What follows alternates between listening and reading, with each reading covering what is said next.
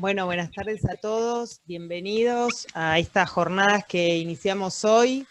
En nombre de Bamá les damos la bienvenida a un día en el gueto, texto y contexto para la enseñanza de la vida cultural durante el Holocausto.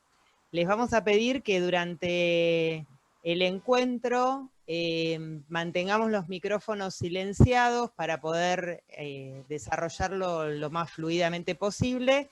Y si van surgiendo preguntas, les pedimos que nos le envíen al chat, por medio del chat. Después al final vamos a tener un momento para poder hacerle a los expositores las consultas que vayan surgiendo. Bueno, le voy a dar la palabra en estos momentos a Jimena Jakubovich, que es directora de Bamá.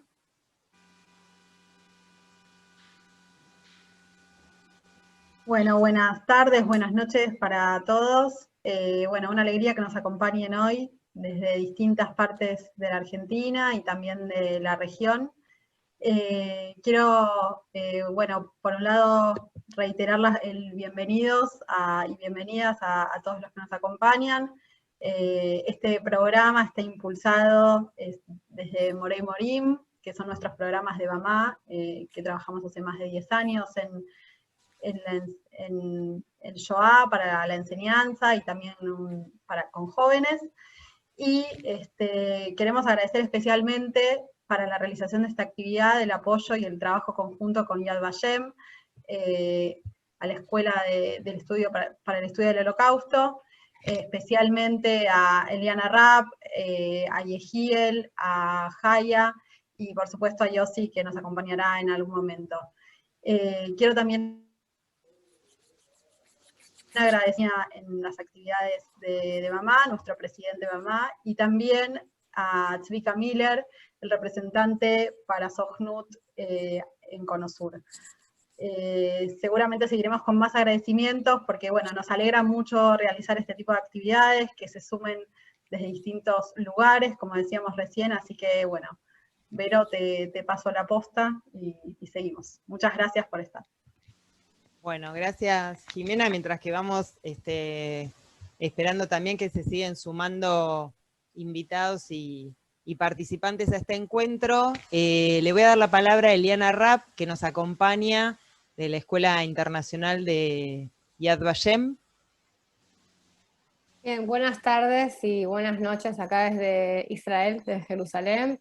Muy contenta de ver muchas caras conocidas, Morey Morim, Masvirim, docentes que estudian en los seminarios de Yad Vashem y también docentes nuevos que se acercan a la temática a través de Bamá. Quiero desde el equipo educativo de la hispana y portuguesa de la Escuela Internacional para el Estudio del Holocausto de Yad Vashem, Jaya Feldman-Gluz, con la educativa que está también presente, y Egiel Chilevsky, parte del equipo educativo que también nos va a brindar también parte de la actividad. Es un placer para nosotros estar acá, agradecerles a Enrique Klein, presidente de Bamá, a Jimena Jakubovich, que es la directora de Bamá, y a Verónica Kovacic, a Vero, por siempre el trabajo en conjunto, y por supuesto al doctor Yossi Goldstein, un gran historiador, pedagogo, académico, y es, como decimos, un amigo de la casa, tanto de Bamá como de Yad Vashem. Así que espero que esta serie de encuentros sea muy productiva para todos, y que podamos ir avanzando en el estudio de la Shoah. Así que muchas gracias. Bueno, gracias Eliana.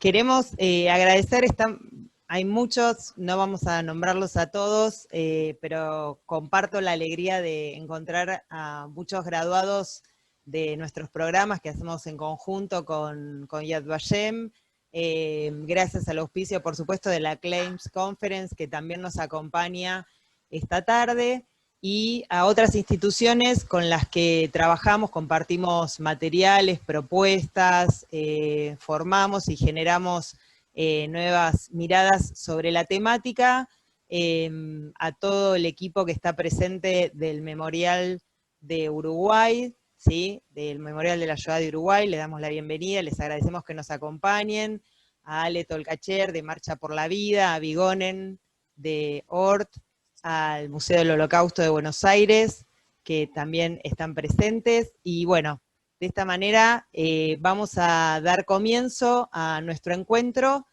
que seguramente nos va a enriquecer en un aspecto que quisimos proponer para pensar a lo largo de este ciclo, que es un día en el gueto. Sobre este tema hay muchísimas cosas que podemos seguir conociendo, desarrollando, estudiando.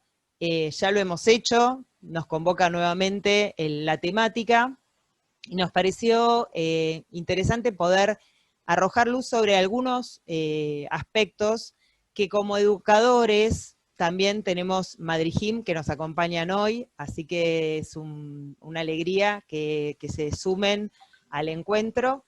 Como educadores de distintos niveles nos preguntamos muchas veces y nos seguimos preguntando cómo enseñar estos temas, cómo llegar a las nuevas generaciones. Por eso es que la propuesta de estos 3 encuentros tiene que ver con contenido, con el texto, pero también con el contexto, y en este sentido entonces vamos a trabajar con diferentes recursos, muchos de ellos de Yad Vashem, que intentamos repensarlo juntos y proponer miradas educativas en torno a esto.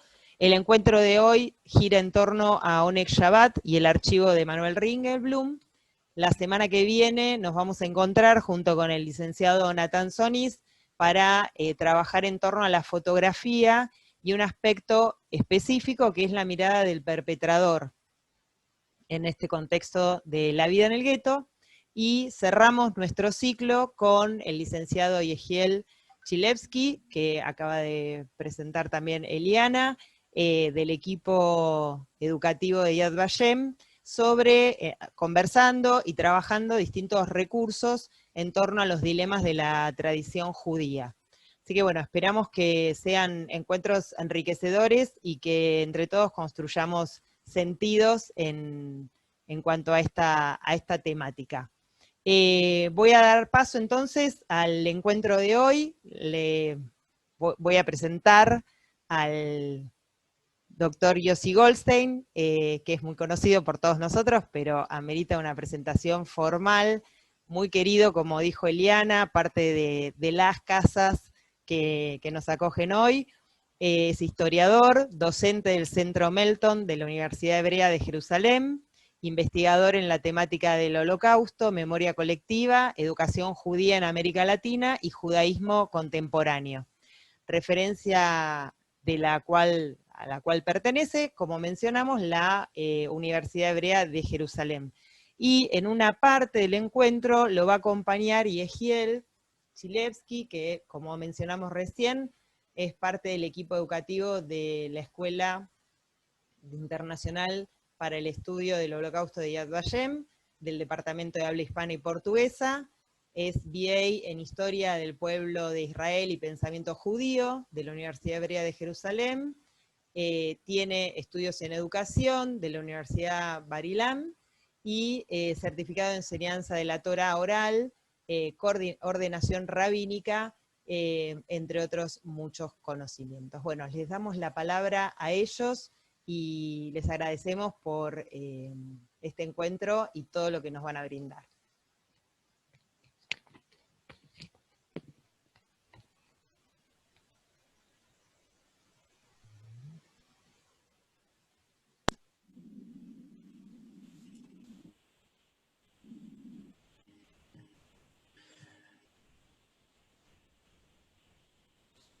Bueno, ¿me escuchan? Sí, perfecto. Gracias. Vamos a abrir el PowerPoint.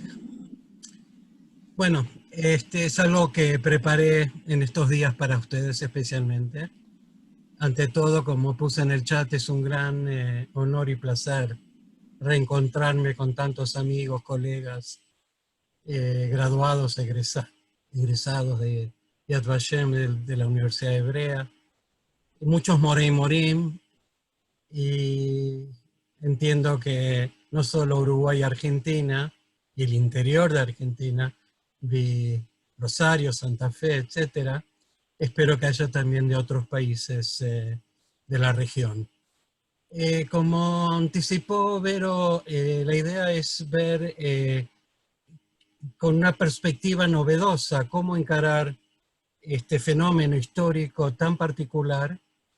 No puedo decir ante ustedes desconocido, porque la mayor parte de ustedes no solo que lo estudió, sino que muchos lo estudiaron conmigo en los seminarios de Morey Morim realizados en BAMA en Buenos Aires, en la prehistoria, prepandemia.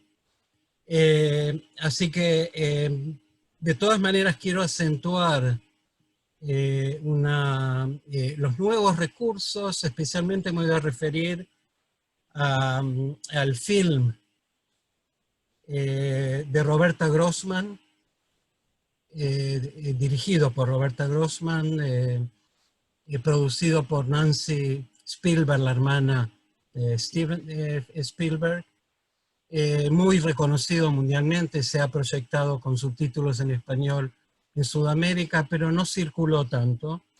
Y el film porta el nombre del libro, que los que estudiaron conmigo lo conocen porque les había ofrecido en su momento un resumen en español.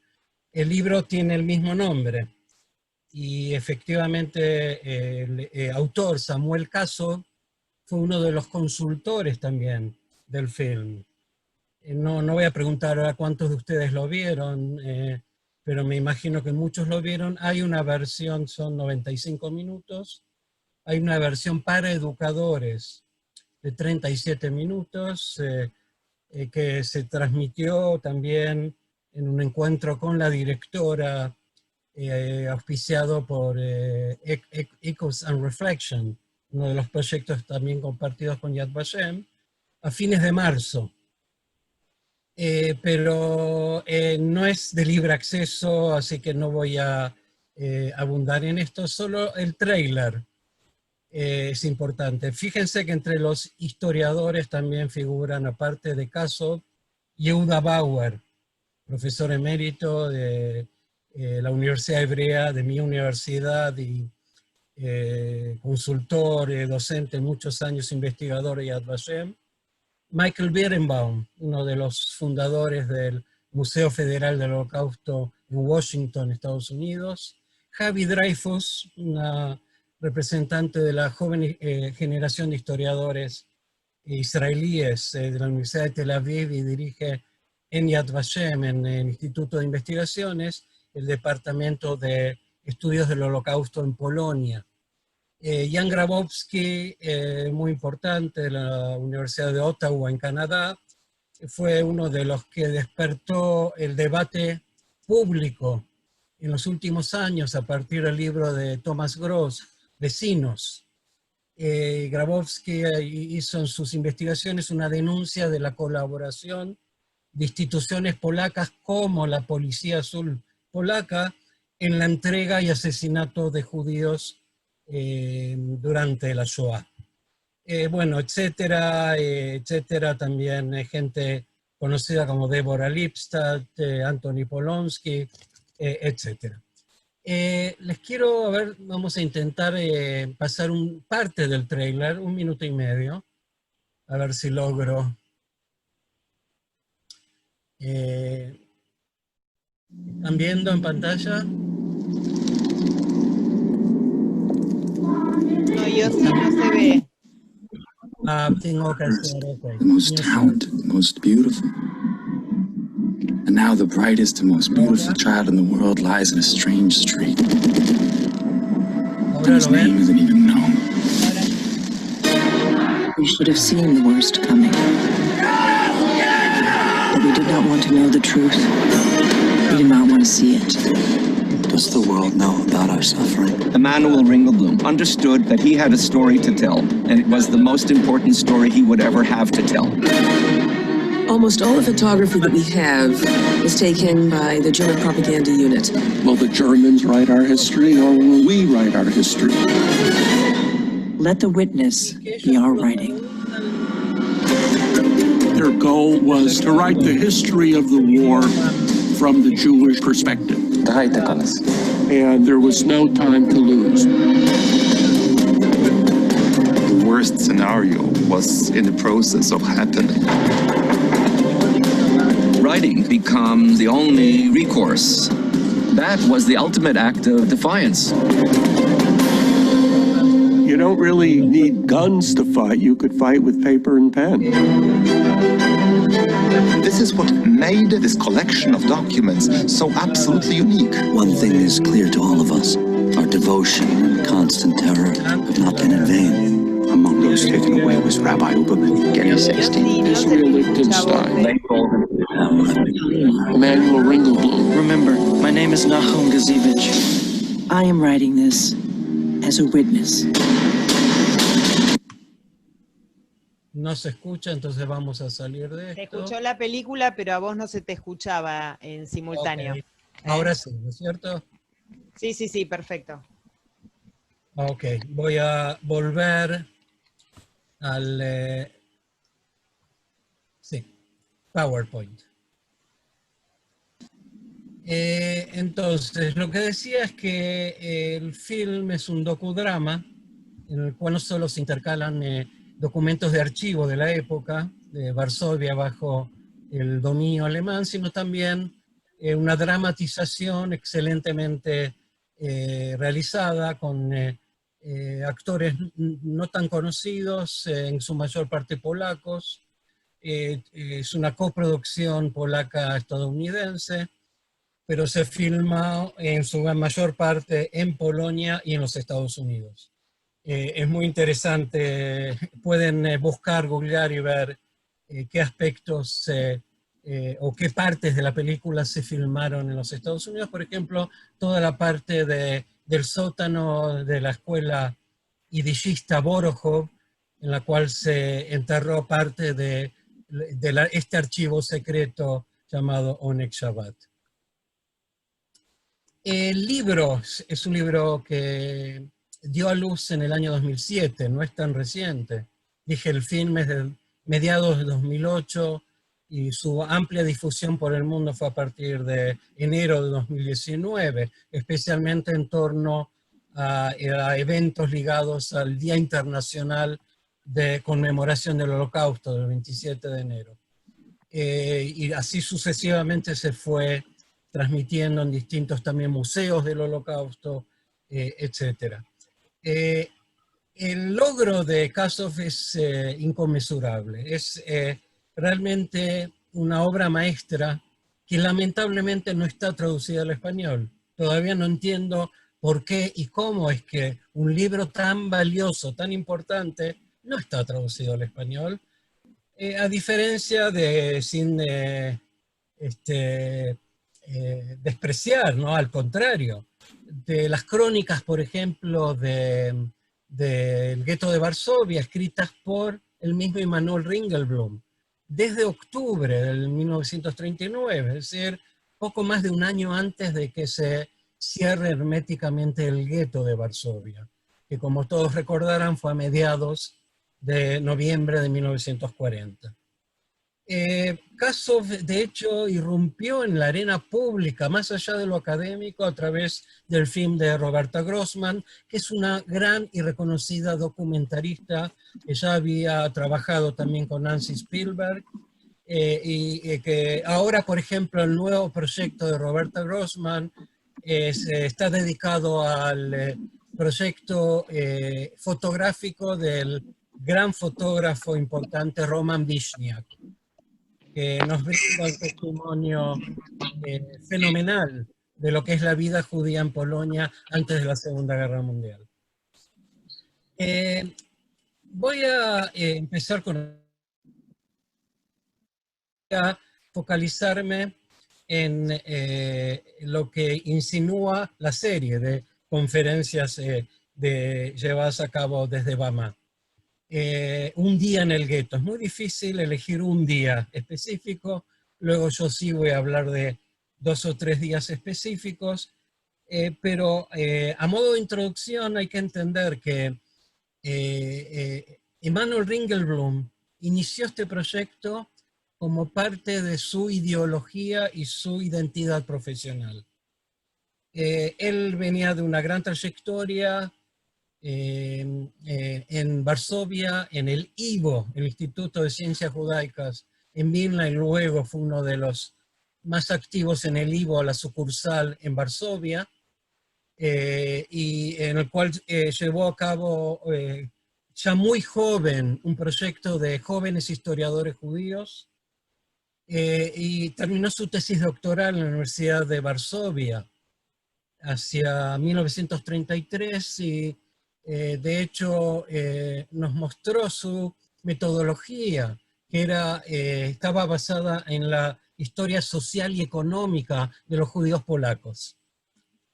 En la tesis doctoral era desde la Edad Media hasta el siglo XVI. Entonces, Ringelblum tenía varias facetas. Es un personaje extraordinario. No se puede separar el proyecto Oneg Shabbat, declarado ya en 1999 por la UNESCO como patrimonio, legado de documentación y memoria de la humanidad, uno de los proyectos de la UNESCO. Es decir, desde su perspectiva histórica y conociendo lo que ocurría en Europa en los años 30. Su formación era marxista, de aquí su marxista sionista, desde el partido político Poalei Sion de izquierda, Small. Es decir, un partido pequeño, pero tuvo una gran trascendencia desde su creación. Es decir, y su división del partido Poalei Sion, creado a principios del siglo XX en la Rusia zarista, y a partir de los años 20, con una gran trayectoria, esta pequeña escisión de Poalei Sion, separada de lo que es el mainstream del laborismo sionista. Pero Ringelblum, como idillista, pensaba no tanto en irse de Polonia hacia el mandato británico a Palestina y Israel, sino desarrollar la vida judía en Polonia misma bajo cualquier circunstancia, sin ignorar, a diferencia de Simón Dubnow, el historiador con el cual también se formó Ringelblum, si bien su influencia mayor fue historiadores como Rafael Mahler, por ejemplo, que tiene una línea historiográfica similar. De todas maneras, Vilna como centro cultural en la entreguerra y Varsovia como el gran centro cultural espiritual del mundo judío todo entre las dos guerras mundiales. Varsovia, para los que no recuerdan, tenía una tercera parte de la población de judíos, alrededor de 350.000 almas, y en toda Polonia, como todos recordarán, había 3.300.000, 350.000 judíos, un 10% de la población. Entonces, la concepción de Ringelblum y de gran parte del círculo que lo acompañó desde la primavera de 1940 en lo que se llegó a definir como el proyecto de Oneg Shabbat,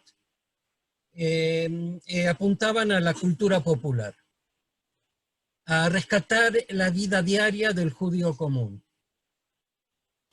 Y esto no era el mainstream, la principal tendencia de la historiografía judía. Si bien dije que desde Vilna y Varsovia sí surgió como una alternativa desde el mundo historiográfico. Ringelblum creó un departamento de historia en la filial de IVO en Varsovia, fue muy activo y fue también para todos ustedes de qué vivía Ringelblum, no de la historia y la investigación, sino era un docente de escuela secundaria, de una escuela de mujeres, una escuela laica llamada Yehudía, en la cual, por supuesto, él no ganaba un buen sueldo y por lo tanto desarrolló otra faceta ligada a su ideología. ¿Qué faceta? La del compromiso social y comunitario.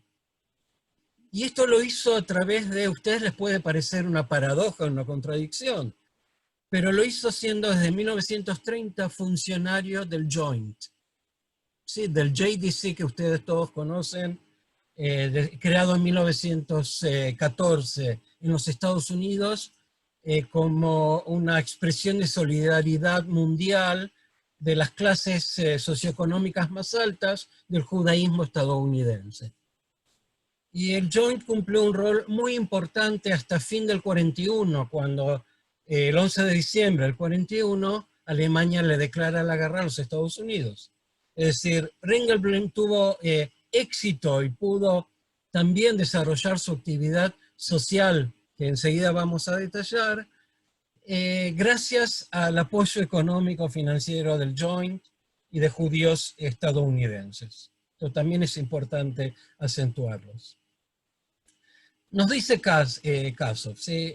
Vamos de a poco en los pocos minutos que tenemos, a ir conociendo algunos de los personajes centrales, no solo a Ringelblum. Ringelblum le había dicho a Wasser, Wasser es Hersch Wasser, uno de los dos secretarios de Oneg Shabbat. Wasser pertenecía al mismo partido, coalición de izquierda, sionistas, digamos marxistas, pero que se quedaron dentro del sionismo. Pero fíjense la idiosincrasia de esta gente, especialmente a Ringelblum. Le había dicho a Wasser que los archivos tenían que, un segundo, acá algo me tapa, ahí está, convertirse en propiedad de todo el pueblo judío. No podía haber lugar para querellas políticas e ideológicas.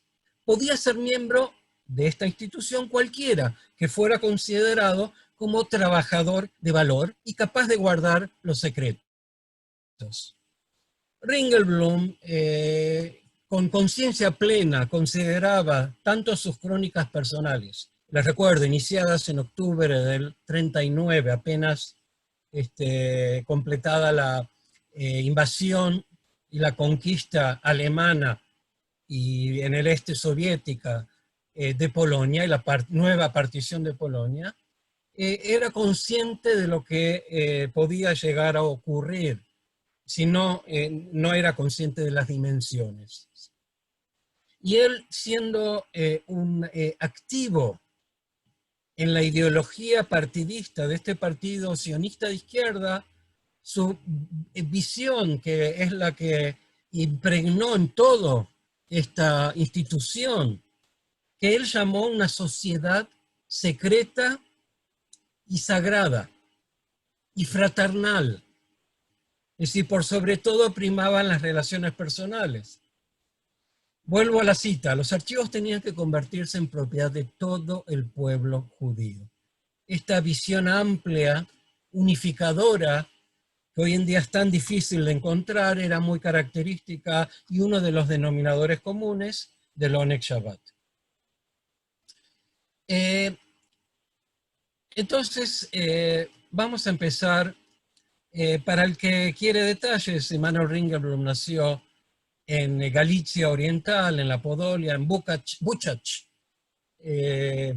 y en 1900, y como todos recordaremos, fue fusilado con su familia cuando fue descubierto oculto en el lado ario, el lado no, es decir, no permitido para judíos, donde por lo menos 10.000 judíos se escondían. En la primavera del 44, llevado a la cárcel en Pabiak, dentro del gueto que no fue destruida, y ahí fusilado, junto a su familia. Entonces, cito esto ahora, una cita de la Shoah en documentos, el libro clásico, famoso, importante de Yad Vashem. A causa de la guerra, los círculos públicos judíos se confrontan con problemas muy importantes. Se debe poner fin a las relaciones políticas que existían antes de la guerra. Debemos crear de la izquierda a la derecha un frente judío unificado. La lucha hitleriana contra la población judía ha tomado un carácter exterminador. Está dirigida globalmente contra todas las capas y contra todas las clases de la población judía.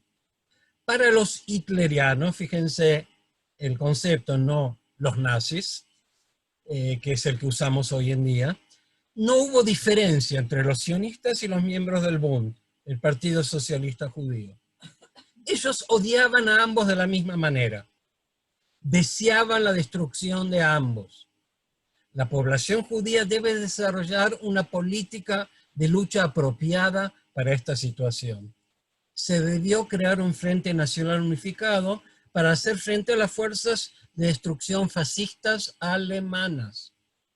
Fíjense cómo él introduce una terminología marxista también en sus escritos, en sus crónicas. La crónica está, le vuelvo a decir, no sé si lo acentúo antes, traducida a la versión en español por la editorial Alba en Barcelona el año 2003. Una muy buena edición, no de todo, pero de gran parte de los documentos del Oneg Shabbat.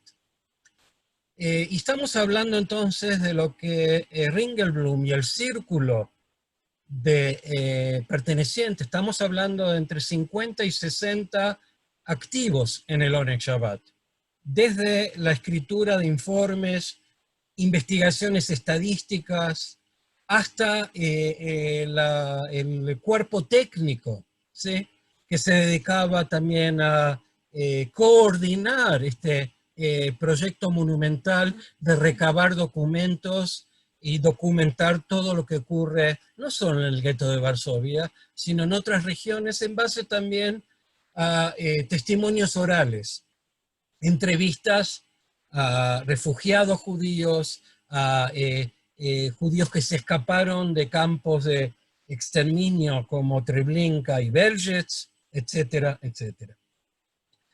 Estamos hablando de un corpus de más de 10 tomos. El primero lo publicó el Instituto de Historia Judía, el famoso G. En 1961 hubo una versión en inglés a fines de los 40, a principios del 50, no es fidedigna, pero es una versión también que muchos utilizan, la de Sloan. Y ya les dije antes que fue declarado por la UNESCO Patrimonio Documental y de la Memoria de la Humanidad.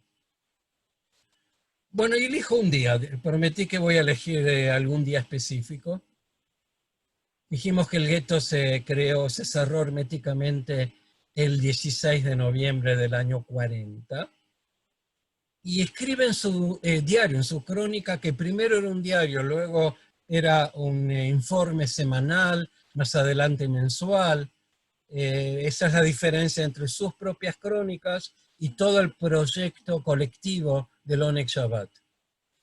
Cito, 19 al 20 de noviembre él escribía por las noches, debido al trabajo enorme que tenía también como encargado del servicio social, lo que llamamos la asociación de Alleinhilfe, de autoayuda, como funcionario del Joint, repito, ¿sí?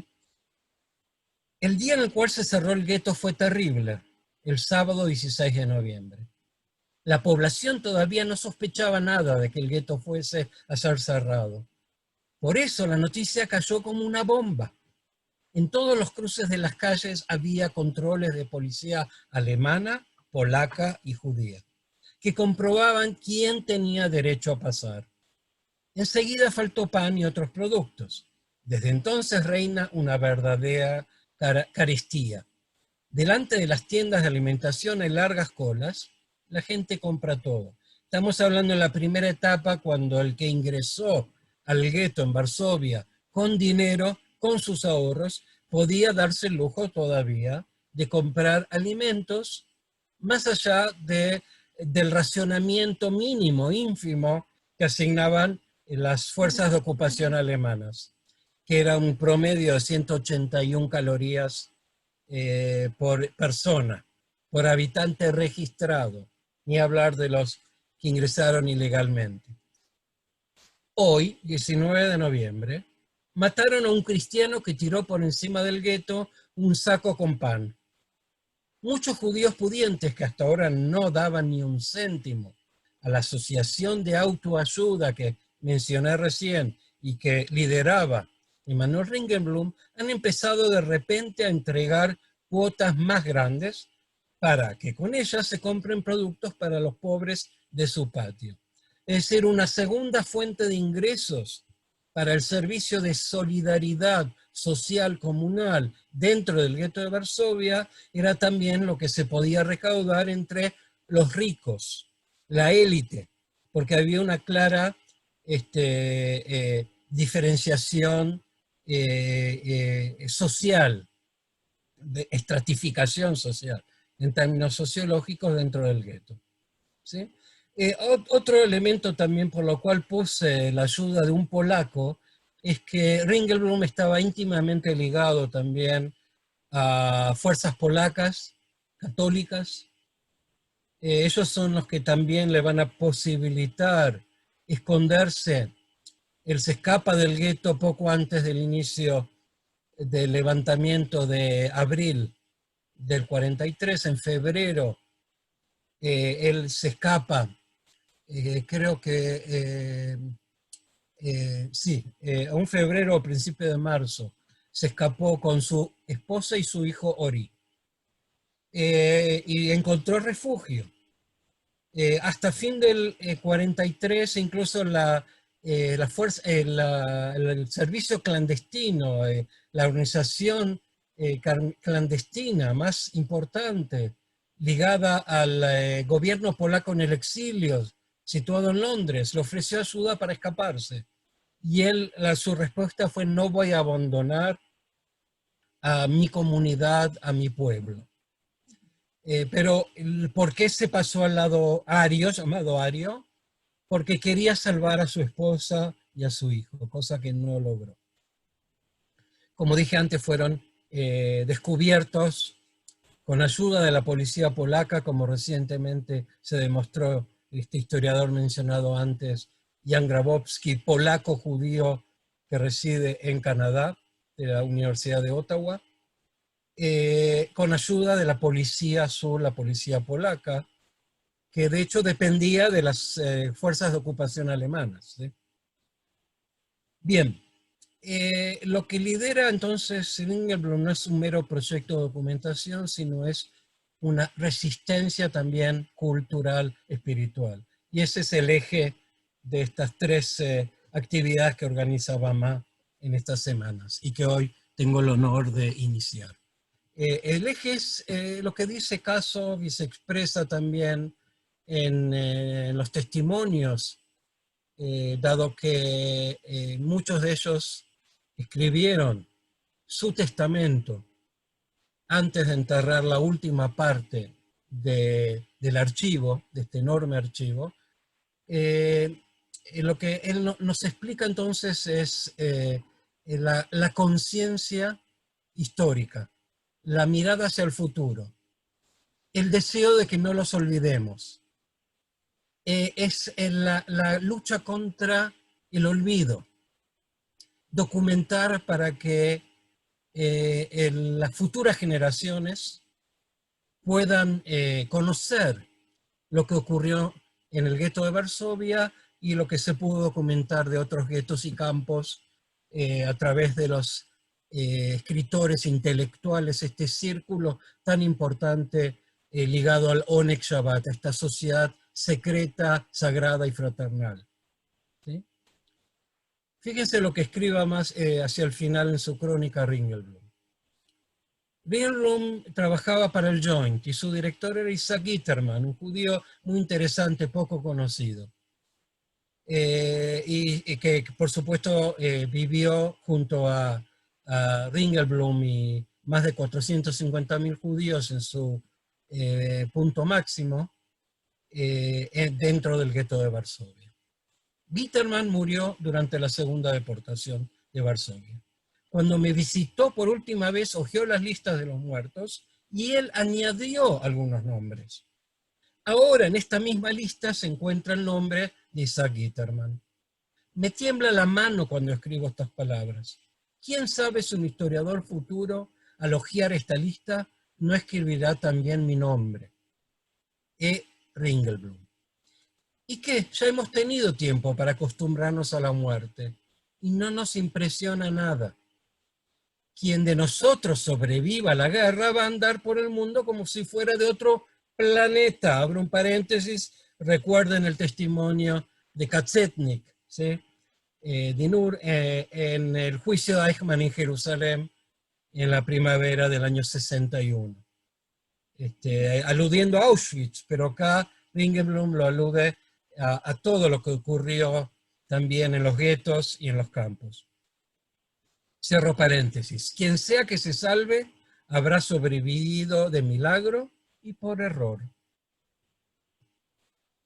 Voy ahora a mencionar algunos de los colegas, amigos personales también, de Emanuel Ringelblum, a quienes él acudió para que lo ayuden en la organización de este proyecto, en la división de roles, quién va a escribir, quién va a coordinar, quién va a dar apoyo, pequeños subsidios financieros para que los intelectuales puedan sobrevivir más, quién, como el empresario Winter, de trabajo para que logren salvarse lo máximo posible.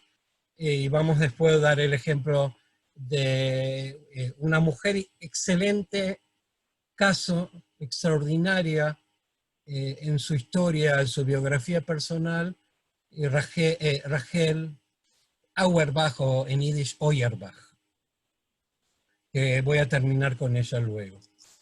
El diario, perdón, Abraham Levin también escribió un diario, y él el día miércoles 22 de julio del 42, fíjense cómo elegí dos fechas clave, 2 días que marcaron la historia del gueto, el inicio y el comienzo de la gran acción, es decir, la deportación masiva, esta acción que se inició el 22 de julio del 42 y que va a llevar en 2 meses a casi 300.000 judíos del gueto de Varsovia a ser inmediatamente exterminados en el campo de exterminio de Treblinka, en el marco de la llamada Operación Reinhardt. ¿Sí? Escribe, Abraham Levin era un moré también, un docente. Elegí gente también que tiene la posibilidad de, a ustedes que son educadores también, llamar más la atención. Levin era un maestro, era el director en realidad, de la escuela secundaria para mujeres, Yehudía, en la cual trabajó, por supuesto, Emanuel Ringelblum. Pero venía de Lodz. También estaba casado con una pequeña hija, Margalit, tenía este matrimonio.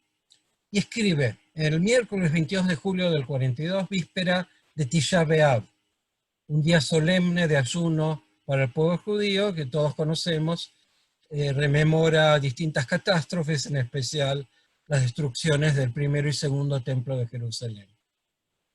Día de inquietud y desasosiego. La noticia sobre la deportación que va a tener lugar recorre la ciudad como un relámpago.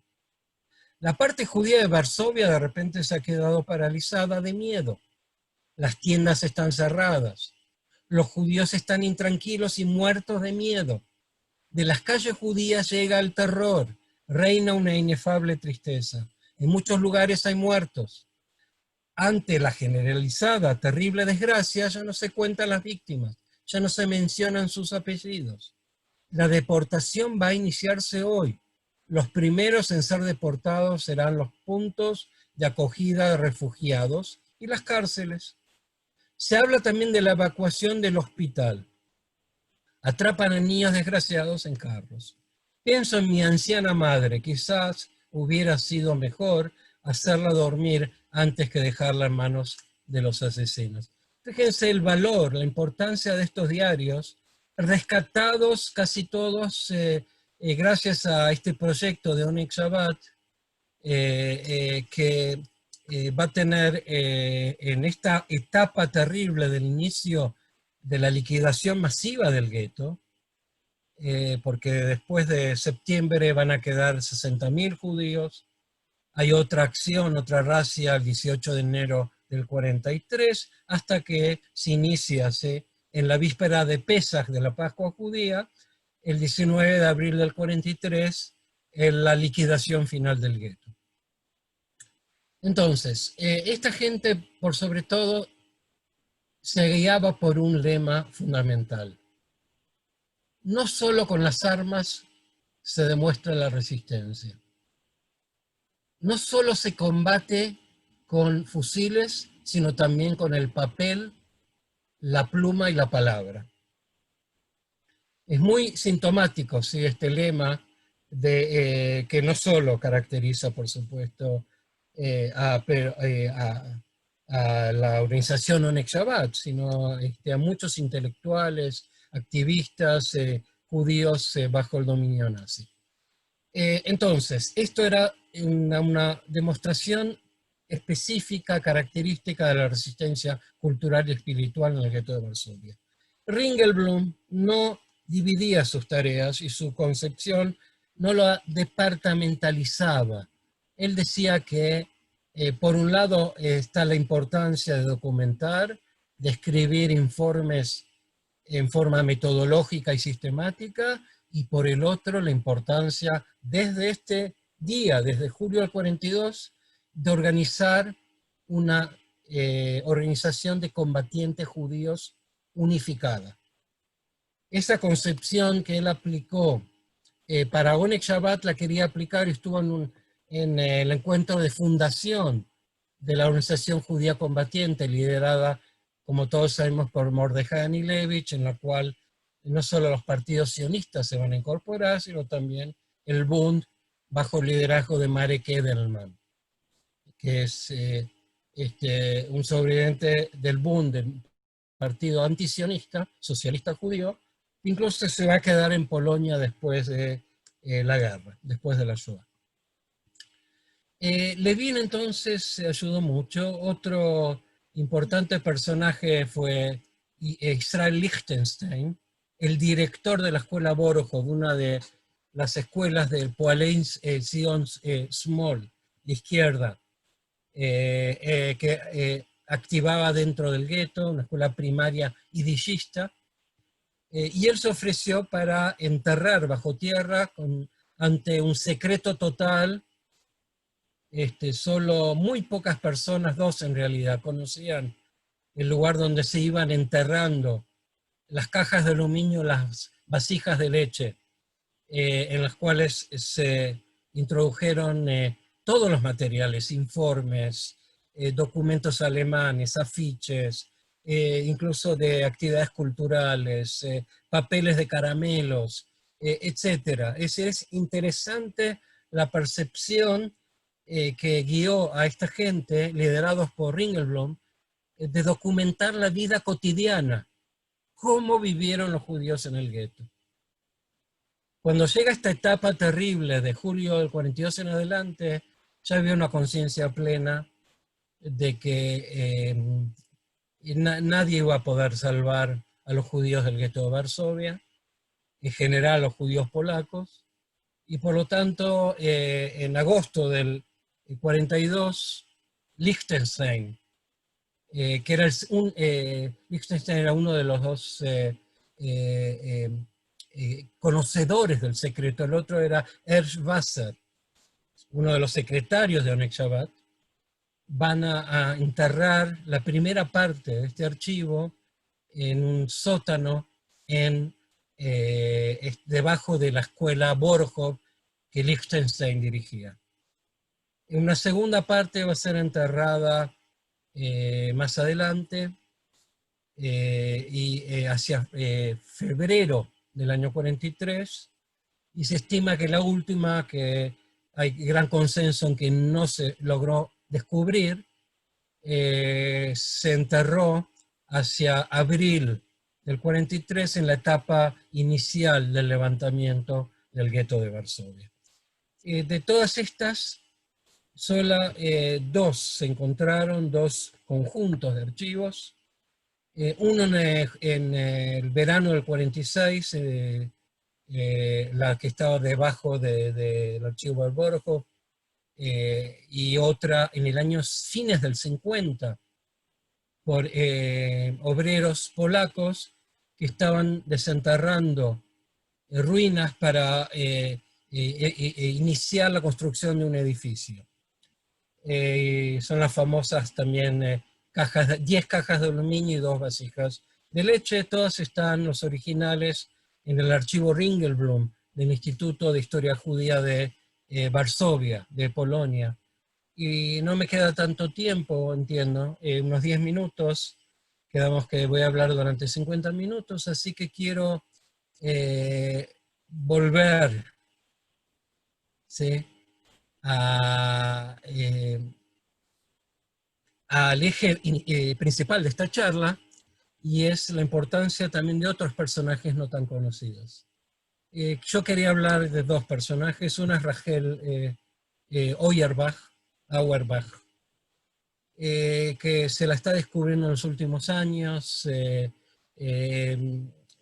Rachel Auerbach tiene un rol importantísimo, era una periodista, escritora, en yiddish, en polaco, muy reconocida antes del inicio de la Segunda Guerra Mundial.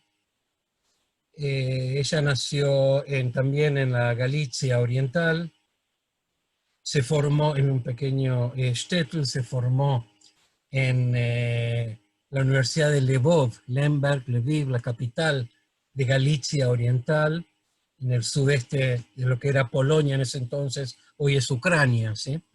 Y luego, para crecer, para cultivar su carrera artística, ella se pasó a Varsovia y estuvo militando en el Círculo de Lviv, y que era un semillero de intelectuales y de investigadores que va a reclutar Ringelblum, y a todos ellos él los conocía también. En la primera etapa, a partir de inicios de hacia más que nada se conformó, se cristalizó hacia mayo del año 40. Él reclutó, primero le dio, el filme está excelentemente dramatizada, las escenas, les diría más aún. Rachel Auerbach es la protagonista principal del film de Roberta Grossman, y no Emanuel Ringelblum, si bien podemos decir que a la par, pero hay acá una demostración del liderazgo colectivo inspirado por las percepciones y la ideología de Emanuel Ringelblum, ¿sí? Ella se identificó, lo conocía también a Ringelblum antes de la guerra. Cuando se enteró que ella estaba en Varsovia nuevamente, en las etapas iniciales del gueto, Ringelblum le da un trabajo a través de la organización de autoayuda, y es dirigir un comedor popular, toda una red de más de 1.500 comedores y Vadei Batim, que coordinaba y lideraba Emanuel Ringelblum también en esta etapa, es decir, los llamados comités domiciliarios en los HOIF, en los patios entre edificaciones típicas de la ciudad de Varsovia. Algunos todavía quedan en nuestros días, pocos. Saben todos que Varsovia fue prácticamente y casi totalmente... No, ahora no hay preguntas. Vamos a dejar un espacio de preguntas luego de que Yehiel enseguida presente herramientas educativas también de Yad Vashem.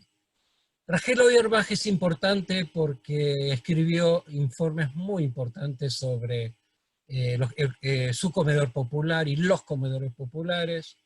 No solo dirigió un comedor en la calle Leshno 40, sino que también lo investigó desde su experiencia como escritora y periodista profesional.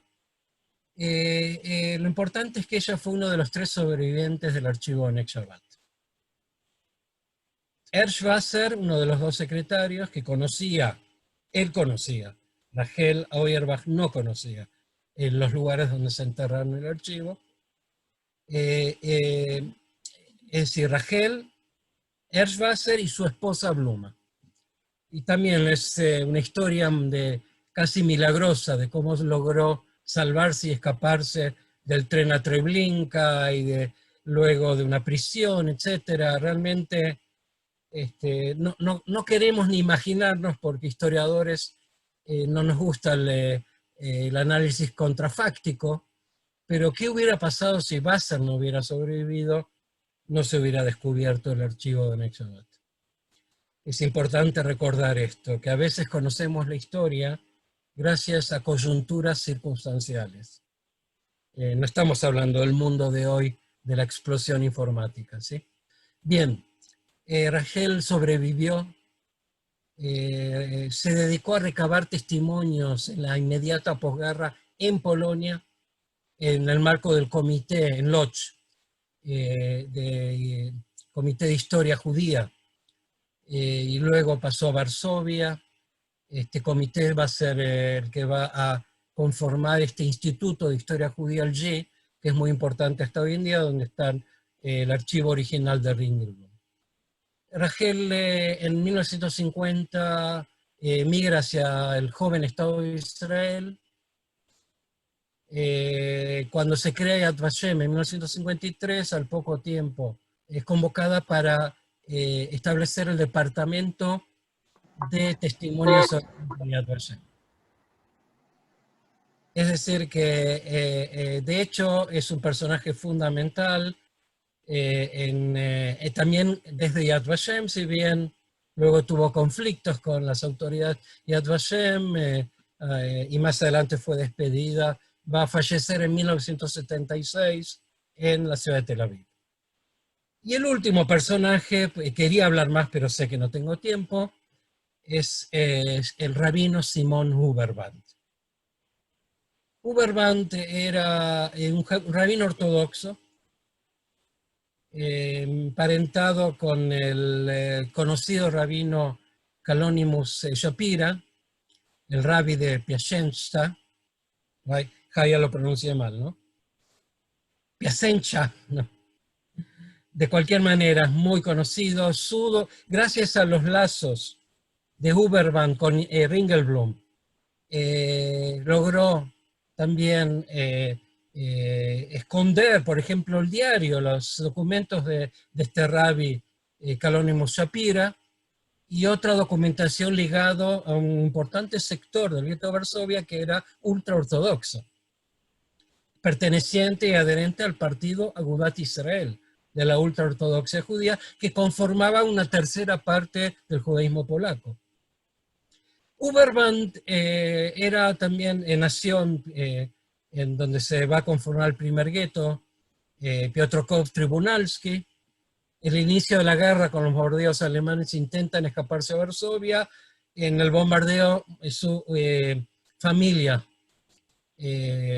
perece, es asesinada por las bombas alemanas, y logra llegar a Varsovia. Se contacta con el Ivo, era también historiador que estudió la historia de judíos de Piotrków Trybunalski, la medicina judía. Se acercó a Ringelblum, para apoyarlo, lo acercó al proyecto de Nechavat, pero antes, desde la Asociación de Autoayuda, la Leinhilf, lo puso al frente del Departamento de Asuntos Religiosos Judíos. Y luego en el Oneg Shabbat tuvo un rol fundamental en la investigación, no solo de temas ligados a la ortodoxia. Trágica, lamentablemente, también él va a ser asesinado junto a su nueva esposa y familia en Treblinka en agosto del año 42, en el marco de la Gran Acción. Resumo, para terminar, creo que son justo 50 minutos. Estamos hablando de un proyecto monumental, que ustedes como educadores lo conocen, pero la mayor parte del público no conoce. Gracias al film de Roberta Grossman, está entre ustedes Romina, del proyecto Voces también, que se encarga también de difundir a través de films, documentales, la temática de la Shoah. Muchas veces un buen film, no cualquiera, sea documental o un film hollywoodesco, ¿sí? pueden ser, ofrecernos una metodología de transmisión del Holocausto muy eficaz. Y yo creo que este film del año 2018, Roberta Grossman, lo ejemplifica de la mejor manera. Es para trabajar educativamente, si logran, porque no es barato adquirirlo, pero si están las instituciones en los museos, espero que puedan los educadores acceder a los mismos. Termino aquí y les agradezco la atención. Gracias al Zoom no escucho voces, no tengo que pedir silencio, así que es el aspecto más positivo de estas actividades en época de pandemia. Un abrazo a todos y seguimos después de Yehiel. Bueno, muchas gracias, Yossi. Mientras que Yehiel va armando, hay aplausitos. Lo bueno es que hay manitos y aplausos en las distintas pantallas. Nos están siguiendo también por YouTube en vivo y estamos recopilando las preguntas. Van surgiendo algunas. Así que, bueno, te agradecemos mucho. Después retomamos. Le quiero dar la palabra a Yehiel, pero quiero mencionar que lo consultamos antes, nos acompañan personas y educadores de Brasil, de Paraguay, de Costa Rica, de Checoslovaquia, del equipo de Yad Vashem de México y de España también. Por ahora, esos son los distintos destinos a los que llegamos y que se sumaron a la propuesta, además de Argentina. Yehiel, te agradecemos tu conocimiento, todo lo que nos vas a brindar, y te damos la palabra entonces. Bueno, muchas gracias, Vero. ¿Me escuchan bien? Perfecto. Excelente, y espero que estén viendo la pantalla también, ¿cierto? Sí, también. Ok, entonces muy buenas tardes para todos y buenas noches para los israelíes que estamos de este lado. Voy a ser muy breve y lo que queríamos es complementar, muchas gracias al doctor Yossi Goldstein por la disertación. Lo queríamos complementar y comentarles que tenemos algunos recursos educativos que creemos que son muy apropiados para utilizarlos, ya sea en el aula en forma en vivo y en directo, en forma frontal, ya sean a través de las pantallas, pero nos gustaría que conozcan estos materiales que están vinculados con el proyecto del archivo de Oneg Shabbat. Entonces, en primer lugar, sí. Perdón, una cosa, a lo mejor si amplías la pantalla, porque se está viendo una sola parte, y por las dudas que se pierda algún...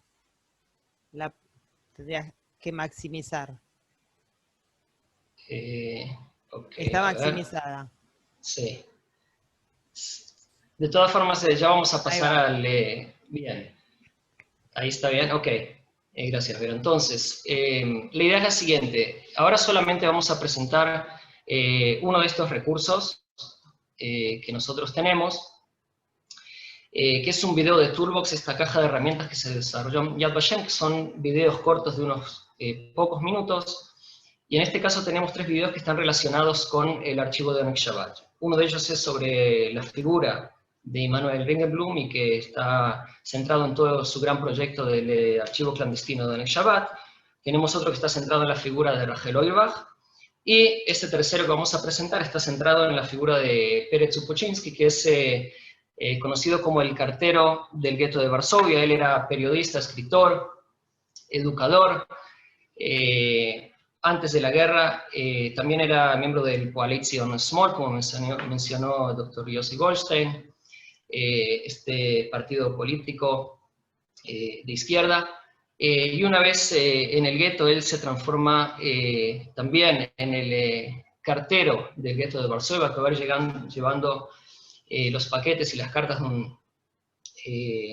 a las casas de las personas a medida que le van llegando. Y esto le permite conocer no solamente lo que sucede y lo que él está vivenciando, sino también les permite abrir las puertas de las distintas casas y conocer qué está sucediendo dentro de las casas, qué sucede con las familias, y eso es lo que va a documentar también como miembro de este archivo clandestino de Oneg Shabbat. Lo que tiene de particular y solamente les recuerdo para los que quizás no conocen y no se acuerdan, nosotros si entramos aquí en educación, ¿sí? Estamos en la pantalla, en la página de Yad Vashem en español, entramos en educación, tenemos del lado derecho en recomendado, tenemos el programa educativo de Shoah, muy recomendado, que nuestra coordinadora educativa, Gea Feldman, estuvo trabajando muchísimo y está al servicio de todos, por supuesto. Y en segundo lugar tenemos aquí abajo esta caja de herramientas, el Toolbox. Cuando nosotros entramos en el Toolbox, podemos ver que tenemos varias opciones, y aquí tenemos esta opción que es la del cartero judío del gueto de Varsovia, que es el que me gustaría compartir ahora con ustedes. Y voy a explicar solamente muy breve cuál es la particularidad y me gustaría que lo podamos disfrutar juntos y que más adelante ustedes lo puedan utilizar como una herramienta educativa. Y como dijimos antes, lo que tiene de particular diferencia de los otros dos videos, el del Toolbox que tenemos relacionados con Oneg Shabbat, es que el video de Pérez Supochinsky es una animación. Y con eso nosotros tenemos que tener muchísimo cuidado como educadores cuando estamos transmitiendo el tema de la Shoah. Generalmente nosotros relacionamos el tema de la animación con la fantasía. Y nosotros aquí queremos estar lo más apegados a la realidad, a los hechos, ser fieles a las voces de las víctimas. Y por eso lo que vamos a escuchar es el relato, tal cual lo relató Pérez Supochinsky, de su experiencia como cartero dentro del gueto de Varsovia. Y la idea era relatar la vida cotidiana del judío común, y como dijimos, él tuvo contacto con muchísimas y muchísimas personas dentro del gueto que le abrieron las puertas de sus casas esperando con muchísima esperanza que le llegue algún paquete, alguna carta, alguna noticia, o quizás algo de comida.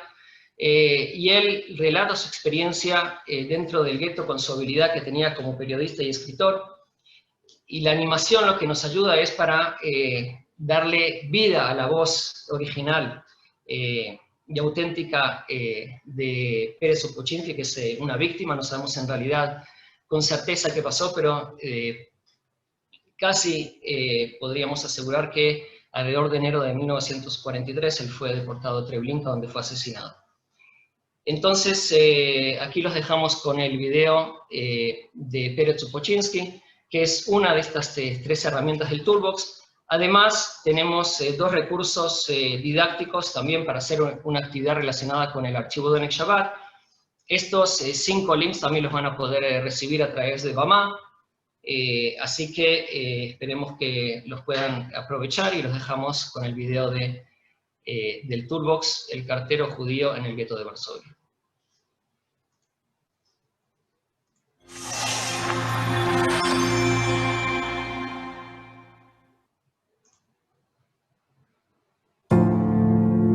Among Oneg Shabbat's projects regarding the Jewish community, we should mention the Jewish Postal Service. One of the postmen was journalist Pérez Supochinsky, who wrote about the demanding work of the Jewish letter carrier.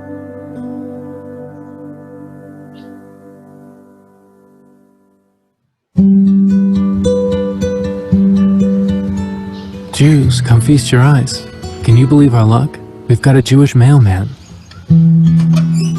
The letter carrier was welcomed into every Jewish home with shouts of joy, looks of astonishment, and then with affectionate glances.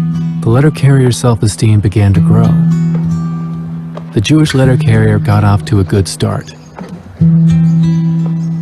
The job of letter carrier in fact stoked feelings of envy in many Jews, who treated him as one of the elect, one of the fortunate few on whom Lady Luck had smiled. No one really knows why people felt this way. Does the letter carrier's job in itself have something romantic about it? Does he bring the scent of far-off lands, of oceans and deserts, and of ships and trains along with him?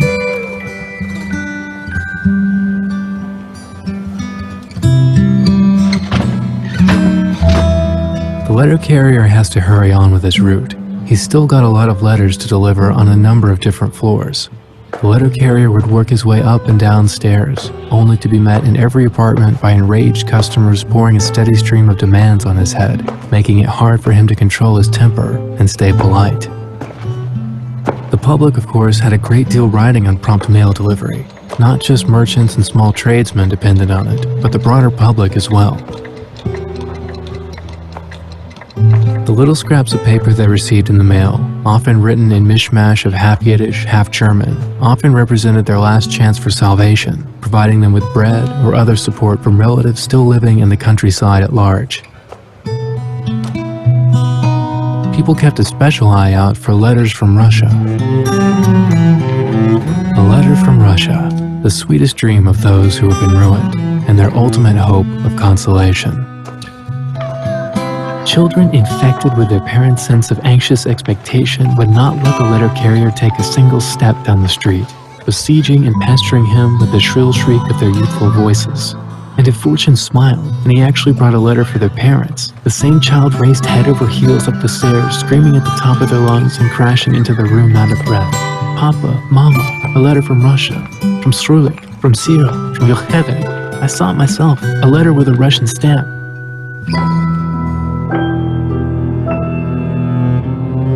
The Jewish woman is dizzy as she waits. In her mind, the letter soon becomes a huge round of cheese, a fat salami, or a thick chunk of butter. Before long, her eyes can see nothing else, her ears nothing else.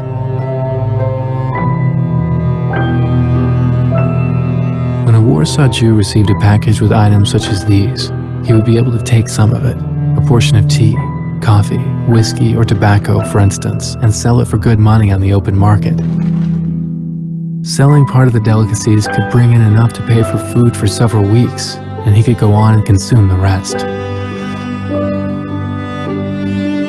There were times when a card announcing a package to come would determine the fate of an entire family, deciding whether they would live or die. The higher the cost of living climbed and the tighter the noose was drawn around the neck of the ghetto Jews, the stronger their clamor for mail became. The constant wait for packages drove people out of their minds.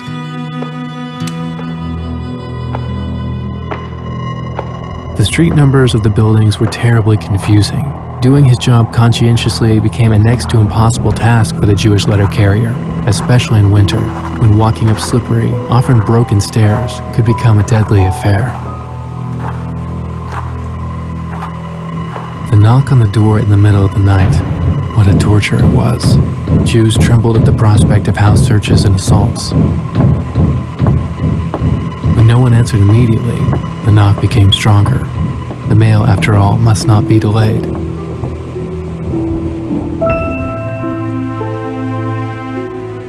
In winter, the letter carrier might see 10 to 12 people in the home of one of the larger families, lying in bed with pale faces and feverish eyes, swallowing their spittle. Things were scattered around the house in a terrifying disorder, a reminder of the truth of the old saying, like outside, like inside. What was obvious was that all were crazed by a single obsessive idea. Where can I get a little piece of bread? And then, suddenly, boom, war with Russia. At the post office, all hell breaks loose. The letters that trickle in become fewer by the day. Thousands of letters sent to Russia over the last few days are being returned with the German notation, postal service suspended. As the nightmare of Jewish Warsaw darkens, hope is gradually extinguished. No more letters from Russia, no more packages, just walls, drab, red, and cold ghetto walls, like the walls of so many cheerless prisons. Who cares about the Jewish post office or the swollen feet of the Jewish letter carrier now?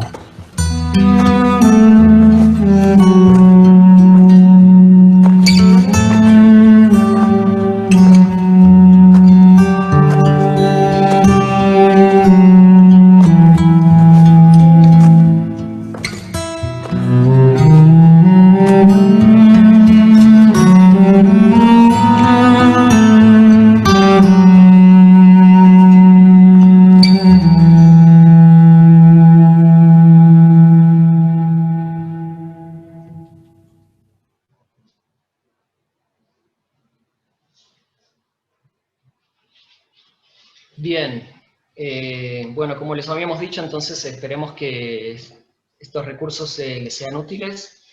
En este caso específico se invirtió muchísimo pensamiento, digamos, cuidando cada detalle para no banalizar y tenga mucho cuidado con lo que es la animación, pero creemos que se hizo de forma muy exitosa, logra ambientarnos y los sonidos y las imágenes agregan a la voz y al relato original de Pérez Sukocinski para poder conectarnos con la voz de la víctima dentro del gueto de Varsovia. Así que, bueno, ustedes van a recibir los links con los distintos recursos educativos que esperemos que los puedan utilizar. Y bueno, nuevamente le damos las gracias a Bamá y a Yad Vashem, y le devolvemos la palabra al doctor Yossi Goldstein, que seguramente hay preguntas pendientes. Muchísimas gracias, Yehiel.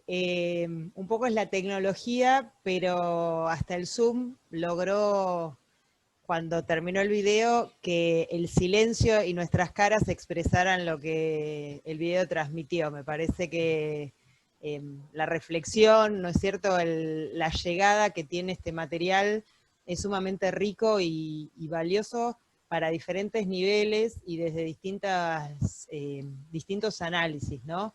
Creo que la palabra de Yossi antes nos puso en contexto justamente para poder profundizar la mirada en el análisis de la animación. Y quisiera, bueno, hay varias cositas para mencionar antes de las preguntas. Creo que la exposición de Yossi nos invitó a pensar en torno a la vida en el gueto, al archivo de Manuel Ringelblum, pero que, bueno, él como cabeza de ese archivo que logró aglutinarlo, digamos, recopilarlo, poner en funcionamiento a tantas personas, pero Yossi nos mencionaba en este sentido, creo que con los ejemplos que tomó, la heterogeneidad del grupo que integraba el equipo de Oneg Shabbat, que también es un aspecto para que se podría trabajar y analizar desde nuestra tarea educativa. La cuestión del género que está presente y que justamente fue Ringelblum el que señaló que en algún momento los historiadores iban a tener que poner una mirada en el rol de las mujeres, ¿no?, en esta historia, y creo que también con tus menciones lograste rescatar ese espíritu que Ringelblum señaló. Y una cosa más que yo quiero mencionar es el Yiddish, ¿no?, la lengua, el idioma, cómo esta heterogeneidad no era solamente cultural, y esto lo vamos a también trabajar y hablar en el último encuentro que nos volvemos a encontrar con Yehiel, los dilemas y los desafíos que esto presentaba, pero la riqueza, ¿no?, que a veces en la síntesis que nosotros como educadores tenemos que hacer, bueno, perdemos esa maravilla que era el valor de la palabra y de las palabras en ese contexto. Paso a dos preguntas que hay, que se señalaron antes. La primera es, ¿en qué momento se pasa a nombrar o denominar, ¿no?, nazi en lugar de hitlerianos? Y si hay alguna diferencia específica en la denominación, o alude a lo mismo y solamente se fueron modificando con el tiempo. Esa es una. ¿Querés que te voy haciendo de a una? Bueno, respondo. De hecho, dije en mi exposición que el concepto de hitleristas venía de una influencia soviética. No stalinista, pero sí soviética. Es decir, la batalla contra el nazismo es una batalla ideológica y no solo militar. Era la gran guerra patriótica desde la narrativa oficial de la Unión Soviética. El término nazi es un término interno alemán. Es el diminutivo peyorativo de los antinazis contra el Partido Nacional Socialista de los Trabajadores Alemanes, Nationalsozialistische Partei. Entonces, de ahí viene nazi, el diminutivo. No se utilizaba en la época del Tercer Reich el concepto de nazis, porque ya los nazis estaban en el poder, Hitler estaba en el poder, y de aquí la asociación de muchos judíos entre el régimen y la figura de Hitler. Perfecto. La otra pregunta es si existió algún apoyo de personas no judías que colaboraron con el archivo, y si es así, ¿qué importancia tuvieron? Bueno, no porque no en la primera etapa, hasta que Ringelblum y Rachel Auerbach se escapan. Entre paréntesis, Rachel primero logró continuar después de la Gran Acción trabajando en una empresa de producción de miel que la dirigía un miembro filántropo de Oneg Shabbat. De cualquier manera, ella se escapa a principios del 43 y continúa la tarea de Oneg Shabbat con apoyo también de sectores polacos. Ella recibió documentación falsa como polaca católica. Creo que era Aniela Dabrowska, su apodo clandestino. Es más, los que vieron el film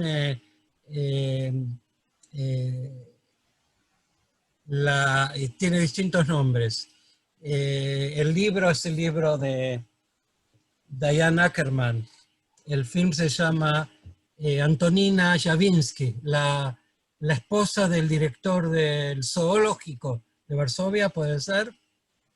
El libro se llama La Casa de la Buena Estrella, es un film muy interesante, tampoco muy conocido, en el cual la figura principal son Jan y Antonina Javinsky, y ellos le van a dar, como a muchos otros judíos y miembros de la clandestinidad polaca, refugio en la casa dentro del gueto.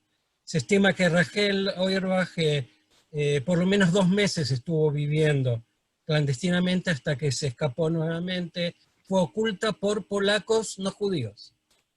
No nos olvidemos que había toda una organización como parte del aparato delegado desde el gobierno exilio en Londres, la delegatura en Polonia, toda una sección llamada la Yegota, que era un consejo de ayuda a judíos para aportarles. Muchos de los miles de judíos escondidos en la parte aria no judía de Varsovia recibieron documentación y ayuda económica de la Yegota, este organismo oficial tan importante que salvó miles de vidas judías. Sí, había también, no en el Oneg Shabbat, pero sí en el ocultamiento de nuevos documentos. Por ejemplo, Rachel Auerbach ocultó parte de la documentación, informes que ella escribió después de la liquidación del gueto.